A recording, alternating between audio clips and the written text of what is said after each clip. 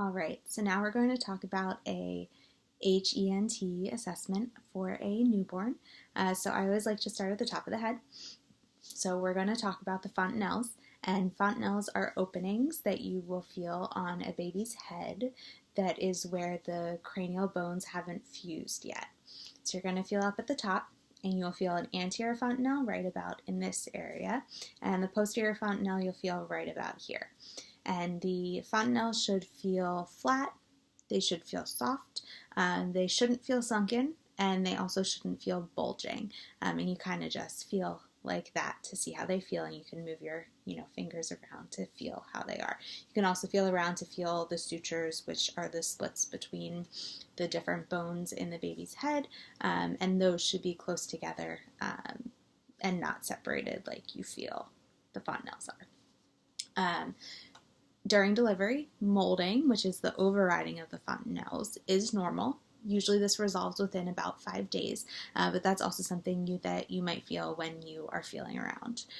Usually we measure a baby's head circumference, so we would take a ruler and you're going to take it and bring it around here, and you're going to measure right around the top of their eyes here to the largest part in the back of their head, and that's their head circumference. Babies can have microcephaly, which is a small head, or macrocephaly, which is a large head.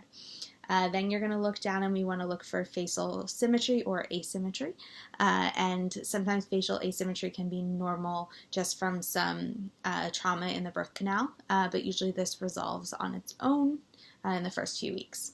So looking at the ears, in newborns we do a newborn hearing screen. This is required before discharge for every newborn. So that's something that we're very much worried about. We will look for where the ears are set. So are they low set or are they normal? So these are, normal. You see where the eye is and where the ear middle part's here. Low set, you would notice that they are lower than this. And this can be associated with some congenital disorders such as trisomy 21 or trisomy 18, and it is associated with hearing abnormalities or GU abnormalities. They can also have some skin tags or some growths on their ears. We're going to look at the nose. So infants are nose breathers until about 4 months of life. So we're going to make sure that the nares are patent. You can push on one side and make sure that there's air flowing through the other, and push on the other and make sure that they can breathe. You can also take your stethoscope, put it on, and just place it right over the nose area and make sure that you can hear breath sounds coming out of there. You can also look for choanal atresia, which is narrowing or obstruction of the nares. This can happen on one side, or if it happens bilaterally, that can be an airway emergency because then babies can't breathe. Then we're going to look at the mouth. So you want to look for a cleft lip or cleft palate, which is one of the most common head and neck anomalies. If it's a midline cleft lip, then you want to check for other midline deficits in the infant.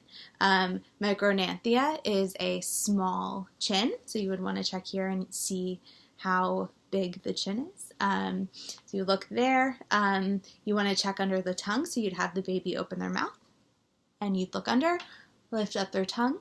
And sometimes they can have ankylossia, which is a short frenulum, and if it's too short and they have trouble with breastfeeding, then they can clip that and it can help the baby breastfeed properly. Some babies are born with neonatal teeth, usually on the lower gums, so that's something else that you would look for, so you'd have the baby open their mouth and look in there, and usually these require extraction.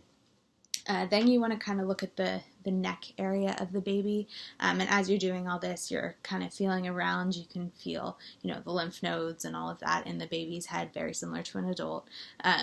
So babies can have congenital torticollis, which is a limited neck range of motion, so you can, move their heads around a little bit gently. Obviously, you want to be very careful with babies and their necks. You make sure you're always supporting them when you lift them up, and you would notice a decreased range of motion with that. Webbed neck is some increased skin in between the necks, so that's something you might notice. Another common thing you can notice with babies is a clavicular fracture. So as you're feeling around the neck area here, you might feel a little piece of the bone pointing out if there was, a decent enough fracture, and that's something that you might notice, and this is one of the most common newborn orthopedic injuries.